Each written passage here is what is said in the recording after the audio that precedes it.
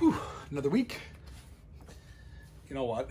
This week actually felt kind of nice. We had a lot of mornings where required the sweatshirt, required my Blackfish Gale hoodie, had pants on for part of some of the mornings.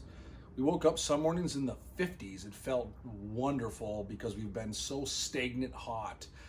Yeah, we've been high suns. We've had all kinds of weirdness in terms of warmth the last few weeks. Well, this past week we got cooler weather, a lot of rain, water temps cooled off. We saw a number of changes in the weather patterns that we're just not accustomed to. So we saw kind of a mid-season cool down, some of our first major cold fronts of the entire year in terms of open water happened here in this last week or so. And you know what? I think it turned the fish on. We could chase the fish down in a more effective manner. Last week we talked about shortening our Mr. Twister plastics, slowing down. We talked about, kind of fine-tuning our approach to get these fish to bite. To the contrary, this week, we chased them down. We threw swim jigs, we threw chatterbaits, we threw a number of things to get these fish to go. We were a lot more aggressive than we were last week. So, not to throw curveballs at you, this is the sport of fishing. We're constantly changing, and the second you get complacent is when you get checked. And I mean that in a good way. But so this past week, I fished a variety of lakes, Forest Lake, Chisago area, Minnetonka, and I saw a very consistent type of fishing to where, we could chase some of these fish down a little more effectively if you're looking for the numbers game. I think that big bite still is coming a little slower, flipping a jig. The dock bite really turned on this past week. The big bite in a lot of tournaments that happened this week, as well as in my boat, was on a dock if we're talking bass. So the dock bite turned on for big fish, but we could aggressively chase them down if we're looking to catch numbers. And again, we fished them a variety of ways. We fished them, I fished them quite a bit with a swim jig, that all-terrain swim jig. That sunfish pattern was my go-to. I'll show you the exact option I was running here. I was fishing just a sunfish pattern with the tail on the back, with the paddle tail on the back, and slowly working that through the emergent cover. We also caught a bunch of fish in like 6, 7, 8, 9 feet of water with that swim jig, where we'd cast it up into 4 or 5 feet and let it kind of work its way down before we retrieve it back to the boat. And it seemed to really seal the deal and get some of these fish to go. So we'd slow down a bit, catch them on the weed lines. It was pretty effective. It was a lot of fun. Caught a bunch of fish doing it that way. And you could get after them and really have a good time. We caught a lot of pike doing that as well, which was super cool. And but the bass bite really seemed to turn on there. We also threw chatterbaits. I was throwing green pumpkin, chartreuse white, something with a little bit of contrast. Caught a bunch of fish on that. Another same way we're fishing that bait. We're just pitching out there. We're fishing it a little slower than a fast retrieve, just kind of a medium pace. Feel that blade vibrate and pull it through the weeds, and we caught a bunch of fish doing that. We fished Forest Lake one day. I had 2 muskies on, had a giant right up to the side of the boat. Missed another one. The fish were really chomping. So the water temps dropped down. We were targeting bass and targeting pike, just kind of an all species guide trip, but those muskies really turned on, and I think we saw those cooler water temps. We're back in the mid to low 70s for water temps. I didn't see 80 degrees all week on the Lowrance, showing the surface temp at all the whole week. I never saw it go back into the 80s, even in the afternoons.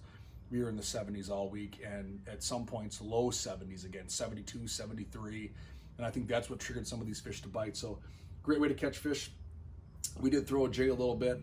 We wacky rigged a little bit. We caught a bunch of panfish with twister tails on the weed lines. That was super fun. Bluegills are still stacked up on the weed lines. It's still probably your most guaranteed bite right now. If you're looking just to go fishing and catch something and you want something for dinner, I'd encourage you to chase sunfish and chase bluegills, because they're just on the weed lines. They're stacked up. They're super easy to catch. There's not a whole lot of skill or knowledge involved. Just get in the weed lines, watch your electronics for fish, and they're biting. It's that easy. So the bluegill bite's pretty fun right now.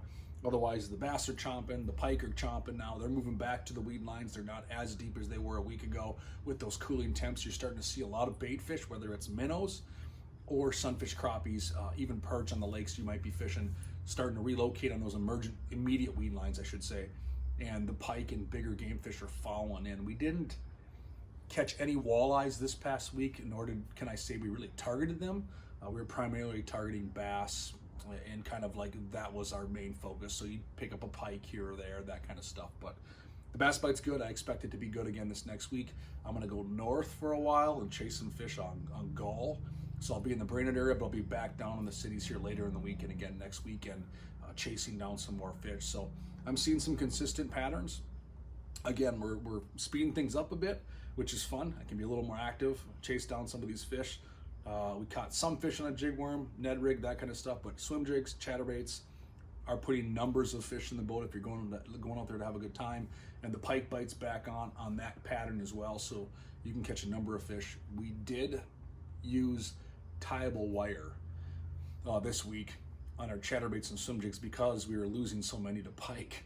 So if you go to most fly shops like the Fly Angler there by Thorn Brothers, you can buy tieable wire. There's multiple brands. The brand I used was by Cortland, I believe. A Toothy Critter tieable wire, 15-pound test, but you can double uni knot that to your fluorocarbon or your braid or whatever you're fishing, and put a 10-inch stretch of that, and then these pike can't take your swim jigs and your chatterbaits. And I have not seen a distinctively difference in how many bass I catch if I have that or not. It's a moss green color, so it kind of blends in.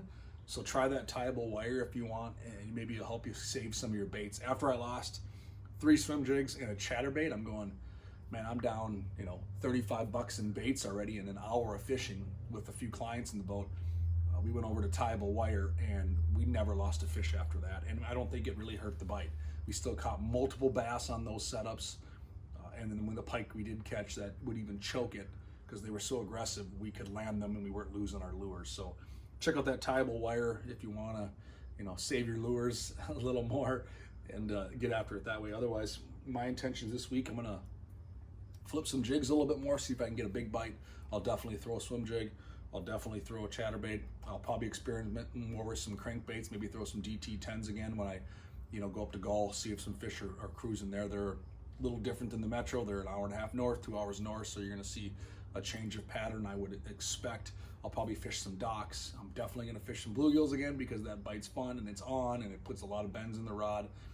And we'll get after it and chase some fish down. So hopefully you guys get out there. You had a great weekend. This was a beautiful weekend for weather. We had very comfortable weather all weekend, so I'm guessing if you were out there, you saw that as well and you had some fun.